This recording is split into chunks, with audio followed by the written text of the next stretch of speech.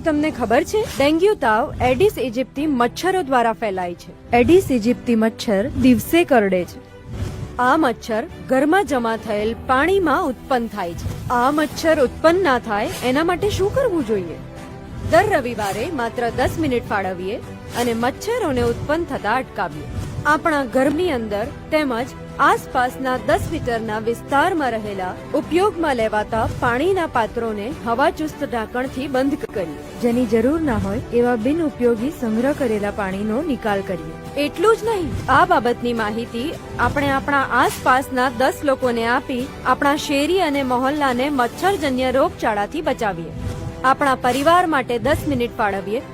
મચ્છરોની ઉત્પત્તિ અટકાવી મચ્છરજન્ય રોગોથી બચીએ.